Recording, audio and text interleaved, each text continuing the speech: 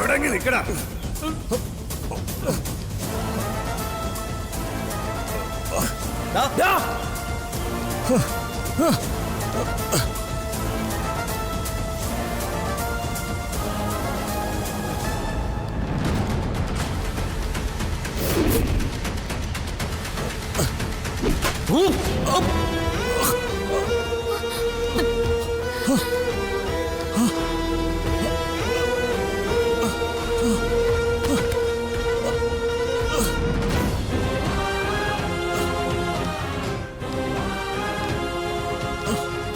അയ്യോ, വേഗം വേഗം മതി.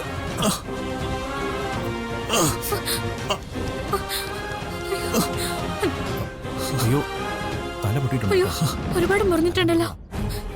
രക്തം വരുന്നുണ്ട്.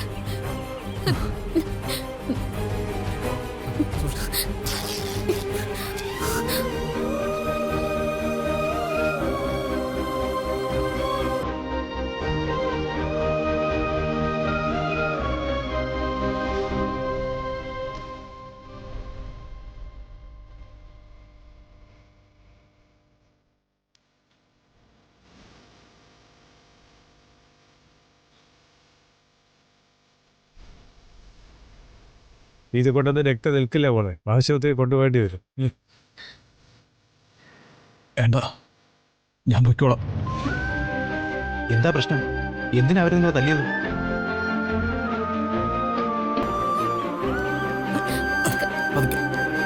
പതി എണീറ്റാ മതി. അവരെ നിങ്ങൾക്ക് അറിയോ? എനിക്കറിയില്ല. സൂക്ഷിച്ച്. ഞാൻ അവരെയൊന്നും ഇതുവരെ കണ്ടിട്ട് പോലും ഇല്ലല്ലോ. പിടിക്കണ്ട, ശ്രദ്ധിച്ച്, ഞാൻ പൊയ്ക്കോളാം.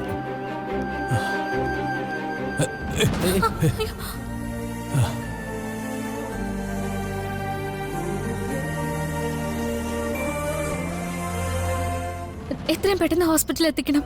ഏയ്, ഞാൻ പൊക്കോളാം. ഞാൻ പൊക്കോളാം.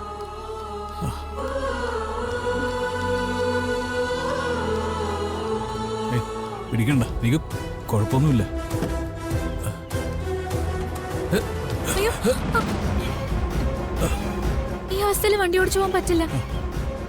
വേറെ ഏതെങ്കിലും വണ്ടി വിളിക്കാം. ഇല്ല, എനിക്ക് കുഴപ്പമൊന്നുമില്ല. വേണ്ട, പറയുന്ന കേൾക്ക്. വണ്ടി ഓടിച്ചു പോകാൻ ഞാൻ സമ്മതിക്കില്ല. ചേട്ടാ, നിങ്ങൾക്ക് ആർക്കെങ്കിലും വണ്ടി ഓടിക്കാൻ അറിയോ? അയ്യോ, ഇല്ല. ആരെങ്കിലും വണ്ടി വിളിക്കോ? ആ,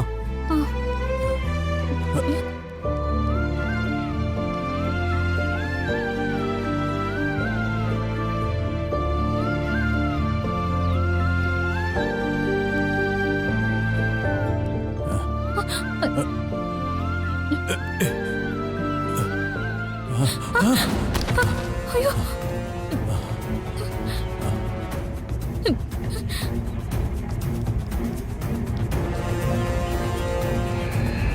ആ വണ്ടി കാണിക്കാം. നിർത്തണേ, ഒന്ന് നിർത്തണേ. ഹലോ,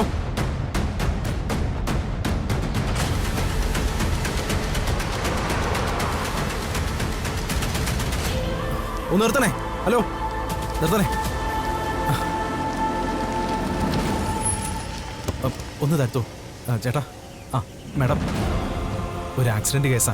കൈ കാണിച്ചിട്ട് വേറെ വണ്ടിയൊന്നും നിർത്തുന്നില്ല. ഒന്ന് ഹോസ്പിറ്റലിൽ എത്തിക്കണമായിരുന്നു. സീരിയസ് കേസാ. കയറ്റിക്കോളൂ.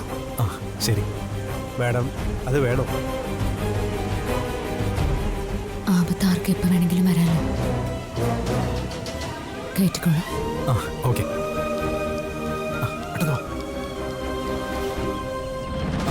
ഒരു വണ്ടിയുണ്ട്, കൊണ്ടുപോവാം. പിടിക്കേ സൂക്ഷിച്ച്. പതുക്കെ.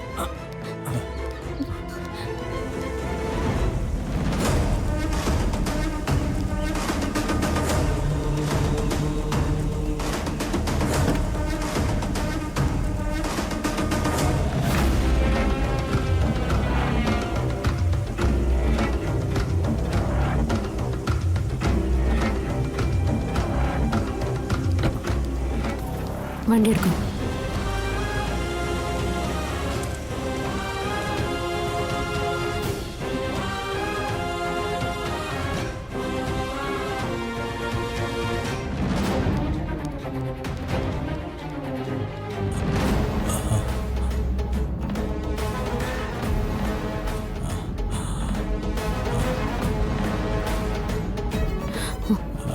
ഒന്ന് പെട്ടെന്ന് പോണേ.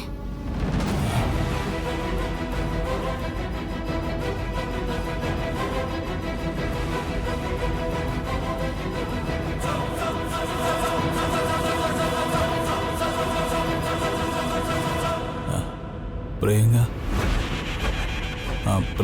പ്രിയങ്ക.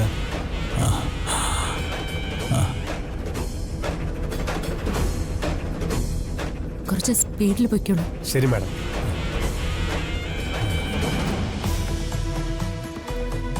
ഭഗവാനെ, ആ പാവത്തിനൊന്നും വരുത്തല്ലേ. കാത്തോളിനെ.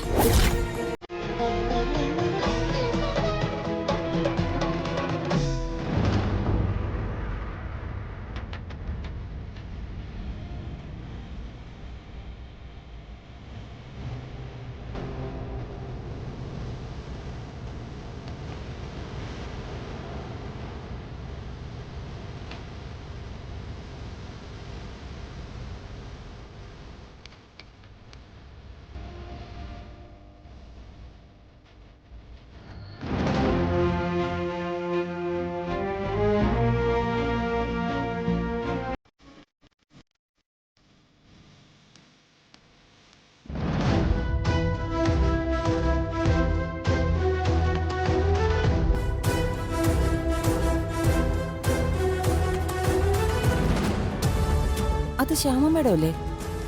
അതേലോ.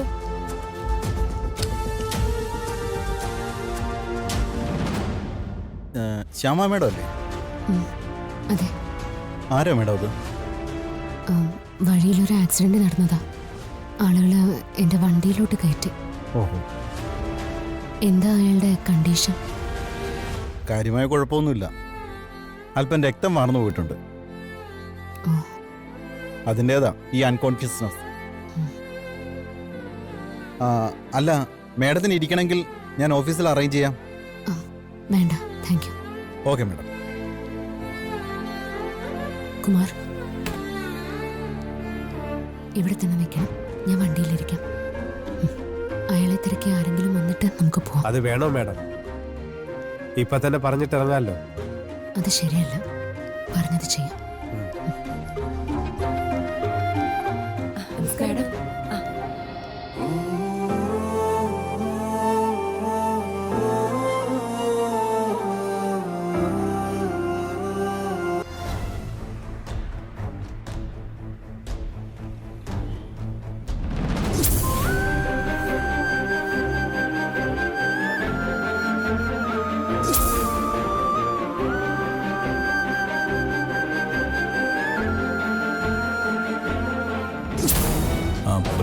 പ്രിയങ്ക, പ്രിയങ്ക.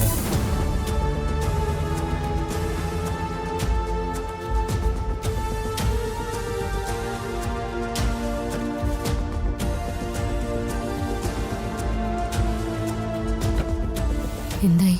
മാഡം, അയാളെ അന്വേഷിച്ച് ഒരാൾ എത്തിയിട്ടുണ്ട്. അയാളുടെ വീട്ടിലെ ഡ്രൈവറാണെന്നാ പറഞ്ഞത്. ഞാൻ പറഞ്ഞിട്ട് ഇങ്ങ് പോകുന്നു. എന്നാ നമുക്ക് പോയാലോ മാഡം? പോ.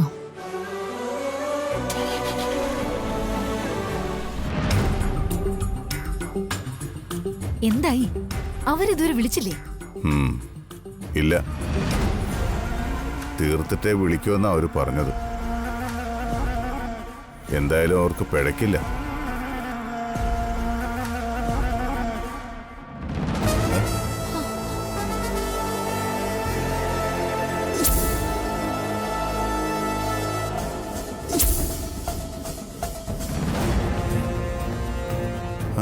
അയ്യോ ഇതെന്ത് പറ്റി വരും? അത് എന്താ ഈ കെട്ടൊക്കെ? പിന്നെ ഞാൻ ഇതെന്ത് പറ്റി മോനെ? ഈ എന്തൊരു ഒന്നുമില്ല അമ്മേ. കോലമാടാ ഇത്? അമ്മേ, അമ്മേ, അതെ, ഒന്നിങ്ങ് വന്നേ. ബഹളം വെക്കില്ലേ? അമ്മേ. അമ്മേ, എന്തിനാ അമ്മേ എല്ലാരും വിളിച്ചു കൂട്ടുന്നത്? എന്തൊരു കോലമായത്? ഇല്ല, ഒരു നോക്കട്ടെ. കുഴപ്പമില്ല. എന്താടാ പറ്റിയേ? എടാ, ഞാനൊന്ന് നോക്കട്ടെ. എന്താ എന്ത് പറ്റിയതാ? ആ, ഞാനൊന്ന് വീണതാച്ചാ. വീണതോ? എവിടെ? അതാ ആറിന്റെ കരയിൽ ഒരു കല്ലിൽ നിന്ന് ഞാൻ ഫോട്ടോ എടുക്കാനുള്ള ശ്രമമായിരുന്നു. പെട്ടെന്ന് കാല് തെന്നിപ്പോയതാ. നോക്കി നടന്നൂടേടാ നിനക്ക്? അല്ല, ഈ പരിചയമില്ലാത്ത പാറപ്പുറത്തും മരക്കൊമ്പത്തും ഒക്കെ വലിഞ്ഞു കയറേണ്ട ആവശ്യം എന്താ? ദേ, ഈ ക്യാമറ എടുത്തോണ്ടുള്ള ഒരു ചുറ്റിൽ ആദ്യം നിർത്തിക്കോണം. ഡോക്ടർ എന്നിട്ട് എന്താ പറഞ്ഞത്? അല്ല, ഒരു ചെറിയ മുറിവേ ഉള്ളൂ അമ്മേ. അതിന് ഇത്ര ടെൻഷൻ ആവേണ്ട കാര്യമൊന്നുമില്ല. നിന്റെ അമ്മയല്ലേ അവള്? അവൾക്ക് ടെൻഷൻ ഉണ്ടാവും. കല്യാണത്തിന്റെ കാര്യങ്ങൾ സംസാരിച്ചുകൊണ്ടിരിക്കുക. അപ്പോഴാ ഇനിയും മാറാത്ത കുട്ടിക്കളി. മോനെ ഉം. നിനക്ക് എന്തെങ്കിലും വന്നിരുന്നെങ്കിൽ ആർക്കെങ്കിലും അത് താങ്ങാൻ പറ്റൂടാ. സൂക്ഷിക്കണ്ടേ? ആ എന്തായാലും രക്ഷപ്പെട്ടല്ലോ, അത് തന്നെ ഭാഗ്യം. ദേ, ഒരു കാര്യം ഞാൻ പറഞ്ഞേക്കാം. ഇനി ഇവിടുന്ന് പുറത്തിറങ്ങാൻ ഞാൻ സമ്മതിക്കില്ല. ഇവിടെ അകത്ത് തന്നെ ഇരുന്നോണം. നീ എന്തൊക്കെയാ പത്മിനി ഈ പറയുന്നേ? മോനെ, നീ മുറിയിലേക്ക് ചെല്ല്. ദേ, പോയി റെസ്റ്റ് എടുക്ക. ചെല്ലുന്ന ഇപ്പൊ എന്താ ഇങ്ങനെയൊക്കെ സംഭവിക്കാനായിട്ട്? ഏതെങ്കിലും ജോത്സ്യനെ വരുത്തി നമുക്കൊന്ന് നോക്കിക്കാം. ജോത്സ്യനെ കൊണ്ട് നോക്കിക്കുന്നതല്ലേ നല്ലത്. നിന്റെ മോനോട് നോക്കി നടക്കാൻ പറയേ. ആ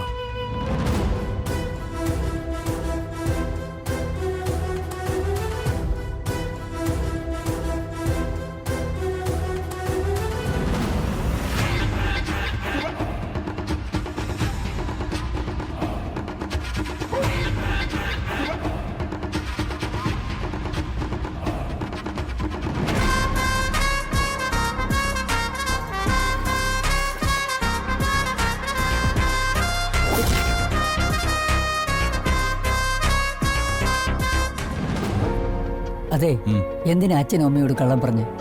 പിന്നെന്ത് പറയാനാ? ആളറിയാതെ ആരോ തല്ലിയതാണെന്നോ? അച്ഛൻ പിന്നെ അതിന് പിന്നാലെ പോവില്ലേ? പോകണമായിരുന്നു. എന്താന്ന് അന്വേഷിക്കണമായിരുന്നു.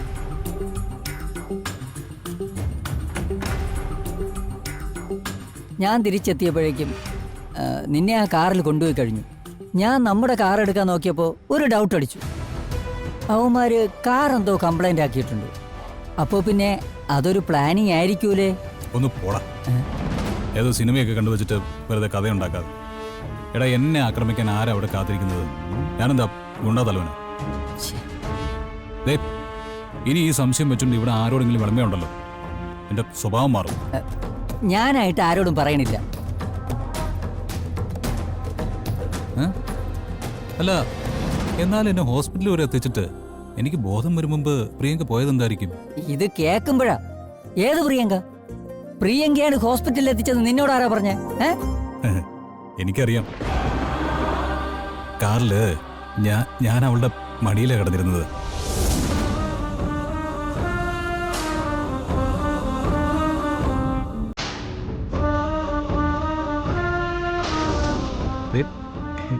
എന്റെ തൊട്ടടുത്ത് അവളുടെ മുഖം ഞാൻ കാണുന്നുണ്ടായിരുന്നു.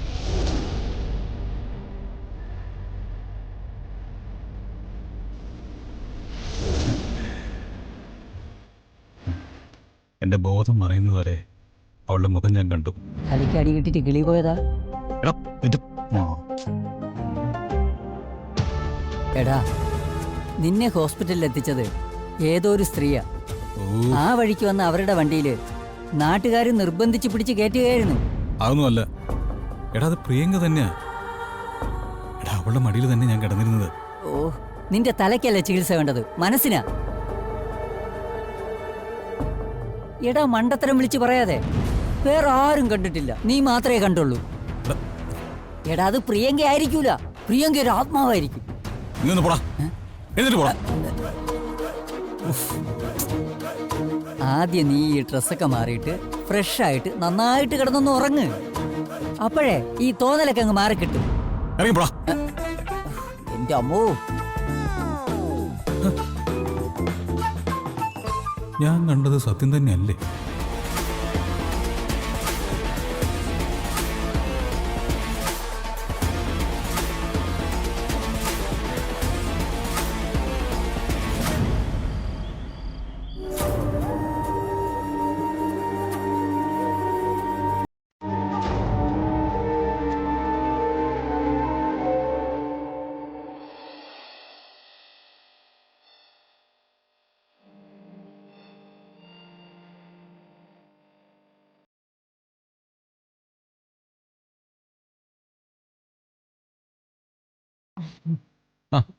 മുത്തശ്ശി ഇരിക്കെ.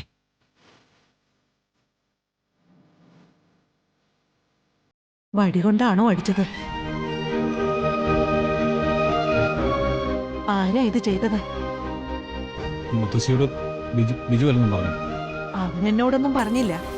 പക്ഷേ വന്ന് കേറിയപ്പോ തന്നെ നിന്റെ മുഖത്തുനിന്ന് ഞാനത് വായിച്ചെടുത്തിരുന്നു. മുത്തശ്ശി ആരോടും പറയണ്ട. നമ്മുടെ ശ്രീകൃഷ്ണപുരത്തെ അമ്പലമില്ലേ, അതിനടുത്ത് വെച്ച സംഭവം ഉണ്ടായത്. അവര് ആരാണെന്നൊന്നും എനിക്കറിയില്ല. അവര് കുറച്ചുപേര് വന്ന് പെട്ടെന്ന് ആക്രമിക്കായിരുന്നു. ചിലപ്പോ ആള് മാറി വല്ലതും ചെയ്തതാവും. അതൊന്നും ആയിരിക്കില്ല. ചിലപ്പോ ഏതെങ്കിലും ശത്രുക്കളായിരിക്കും. ഈ നാട്ടിൽ നമുക്കാരാ മുത്തശ്ശി ശത്രുക്കള്? അച്ഛനോട് എല്ലാവർക്കും സ്നേഹമല്ലേ. എന്നെയാണെങ്കിൽ പ്രത്യേകിച്ച് ആർക്കും അറിയത്തുമില്ല. മുത്തശ്ശിയായിട്ട് ഇതൊരു പ്രശ്നമാക്കല്ലേ. ശരി, ഞാനായിട്ട് പ്രശ്നമൊന്നും ഉണ്ടാക്കില്ല. എന്നാലും പുറത്തിറങ്ങുമ്പോ ഒന്ന് സൂക്ഷിച്ചോളൂ. ഓക്കെ. അല്ല, നീ എന്തിനാ ശ്രീകൃഷ്ണപുരത്ത് പോയത്? അത് പ്രിയങ്കയെ കാണാൻ. അവരുടെ വീട്ടിലേക്ക് പോയോ? വീട്ടിലേക്ക് ഞാൻ പോയില്ല, ബിജുവിനെ വിട്ടു. അല്ല, എന്താ നിന്റെ ഉദ്ദേശം? ദേവനാരായണൻ തിരുമേനിയുടെ കുടുംബം ഒരുപാട് പാരമ്പര്യങ്ങളും ചിട്ടയുമായിട്ട് ജീവിക്കുന്ന കുടുംബമാ. ഇങ്ങനെയൊക്കെ കാണാൻ ചെല്ലുന്നത് അവർക്ക് ഇഷ്ടാവോന്നാ കരുതിയിരിക്കുന്നേ? അത് പിന്നെ എനിക്കൊന്ന് കാണണ്ടേ? അതെ, കല്യാണത്തിന് സമ്മതാണോന്ന് പ്രിയങ്കയോട് നേരിട്ട് ചോദിക്കണ്ടേ? അതിന് വേറെന്താ മാർഗം? അതാണോ കാര്യം? അതിനെ ഒരു കത്ത് എഴുതിയാ പോരെ? കത്തോ? ഈ കാലത്തോ?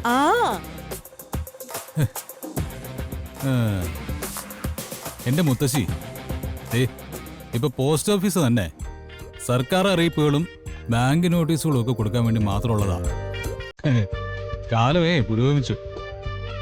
ഇപ്പോ ഫോണിലുള്ള ചില ആപ്പുകൾ വഴിയാ. അതൊക്കെ സമ്മതിച്ചു.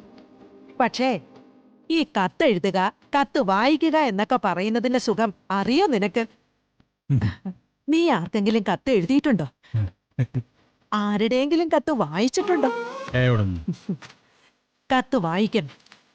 കത്തിന്റെ ഒരു പ്രത്യേകത എന്ന് പറയുന്നതേ ഒരറ്റത്ത് നിന്ന് മറ്റേ അറ്റത്തേക്ക് ഒരാളുടെ മനസ്സ് ഇങ്ങനെ ഒഴുകുന്നതാ.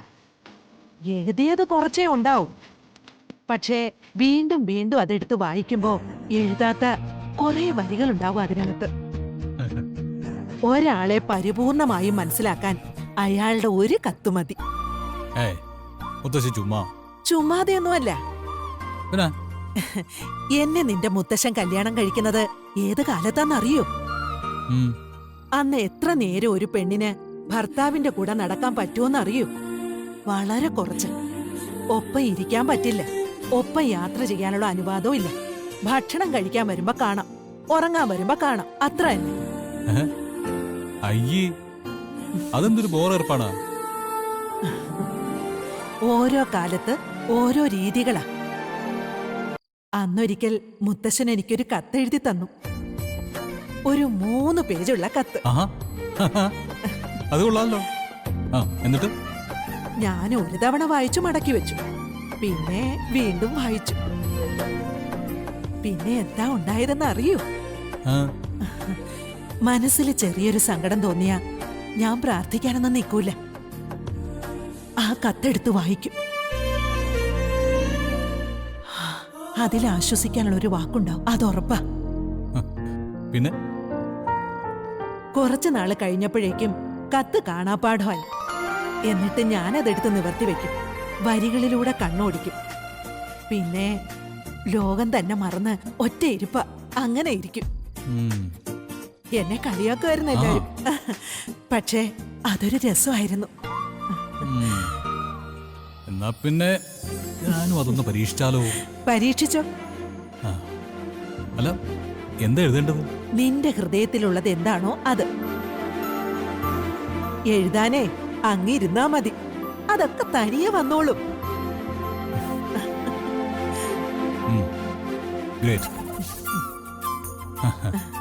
അങ്ങനെ മുത്തശ്ശിയുടെ കൈയും പിടിച്ച് ഞാനും അക്കാലത്തേക്കൊന്ന് നടക്കാൻ പോവുക. എന്റെ മനസ്സിലുള്ളത് എന്താണെന്ന് അവൾ അറിയണം. അവളുടെ മനസ്സിലുള്ളത് ഞാനും.